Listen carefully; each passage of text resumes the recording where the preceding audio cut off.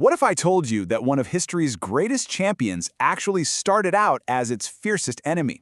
Well, today we're diving into the story of a leader just like that, a man who began as the staunchest opponent of a new faith and ended up becoming its most important figure. This is the incredible story of Umar ibn al-Khattab. You know, this quote from Umar himself really says it all. He's looking back at this simple, harsh childhood, herding his father's camels, a life where he was just completely under his father's thumb. And to go from that to declaring, "Today there's no one between me and God," well, that shows a transformation that is just off the charts. It's a story about power, faith, and what destiny really looks like. So, to really get who this man was, you first have to understand the world he came from. And Umar's world was the incredibly complex, competitive, and power-driven city of pre-Islamic Mecca. It was a place run by one major tribe, the Quraysh. But even within that tribe, there was this constant jockeying for position between different clans. To really wrap your head around Umar, you have to see how Mecca was structured. Think of it kind of like a city run by a powerful board of directors. You had Banu Hashim, that's the Prophet's clan, and they held all the religious authority. Then there was Banu Umayyah, led by guys like Abu Sufyan. They controlled the money, all the trade. Banu Makhzum, they were the muscle, the military arm of the city, led by figures like Abu Jahl. And Umar's clan, Banu Adi, they were the diplomats.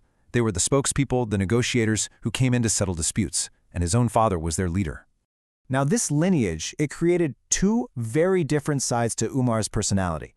From his father's diplomatic clan, he inherited this amazing ability to persuade, to debate, to solve problems with words. But his mother was from Banu Makhzum, the warriors, and from her, he got his ferocity, his raw strength, and this mindset that when words fail, you reach for your sword. He was both a negotiator and an enforcer, a pretty formidable combination, right? So in his younger days, Umar was an absolute force to be reckoned with. People said he was so tall that when he walked through a crowd, it looked like he was riding a camel while everyone else was on foot. He was a gifted ambassador for his tribe, a successful trader, and when Islam started to emerge, he became one of its biggest enemies, standing shoulder to shoulder with his uncle, the infamous Abu Jahl. His temper was legendary. He hated this new faith so much that he once beat his own female slave almost to the point of collapse just because she had become a Muslim. I mean, based on all that, he was the last person anyone would have expected to ever join the new faith. But then came one single day, one moment that would completely change the course of his life, and honestly, the course of history forever. The story of what happened that day is just unbelievable. Filled with this burning rage, Umar grabs his sword and marches off to kill the Prophet Muhammad, planning to end this movement once and for all. But on the way, a friend, who's secretly a Muslim, stops him and says, "Hey, before you go deal with him, why don't you check on your own house first?" He reveals that Umar's own sister, Fatima, and her husband had converted. Furious, Umar storms over to her house, hears them reciting the Quran, and just attacks his brother-in-law. When his sister jumps in to protect her husband, he strikes her and she starts bleeding. And that's the moment. The sight of his sister's blood shed because of her faith just shocks him. He's filled with remorse. He asks to see what they were reading, and when he hears the words of the Quran, something inside him just breaks. He goes straight to the Prophet and declares his faith. Look, a guy like Umar doesn't just quietly join a new religion. His conversion sent absolute shockwaves through Mecca, and it immediately changed everything for the small, persecuted Muslim community. Let's just put this into perspective for a second. At the time he converted, in the 6th year of the Prophet's mission, there were only 49 Muslims in the entire world. Omar became number 50, the 40th man to join along with 10 women. A tiny, tiny group that now had an absolute giant on their side. Before Umar, the Muslims had to pray in secret. They were hiding in alleys in their homes, just terrified of being attacked. After Umar converted, the very first thing he did was demand that they go pray out in the open. With his fearsome reputation, basically acting as a shield, the Muslims marched right to the Kaaba, Mecca's holy sanctuary, and prayed in public for the very first time. He single-handedly moved them from the shadows right into the light. So, let's fast forward a bit. Umar's strength would be tested again years later, after the migration to Medina and many battles. The community faced its greatest crisis yet, the death of the Prophet Muhammad. It was a moment of pure chaos that really threatened to tear them all apart. When the news broke, it was so devastating that Umar himself, he refused to believe it. He was in complete shock.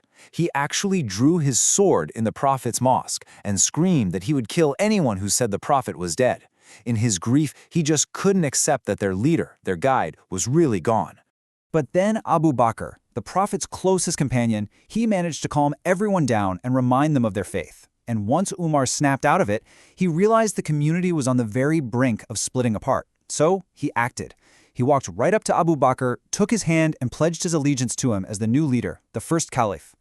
This one single, decisive move unified everyone and stopped a potential disaster.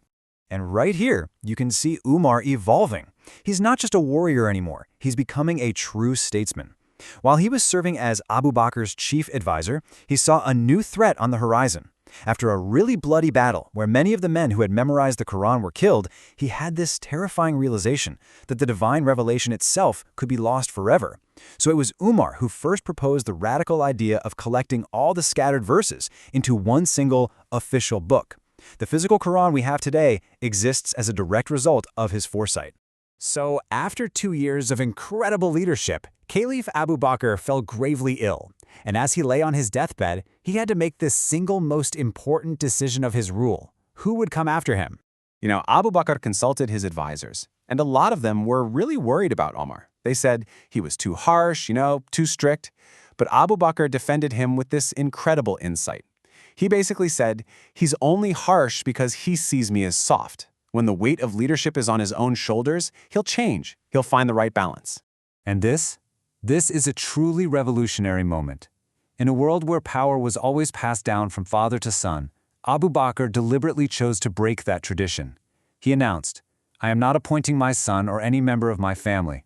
I am appointing the man I believe is best for you." And that man was Umar. It was a choice based purely on merit, not bloodline. So there you have it. The shepherd boy who got beaten by his father, the fierce enemy of Islam who literally set out to kill its prophet. He was now the caliph, the leader of a rapidly expanding empire.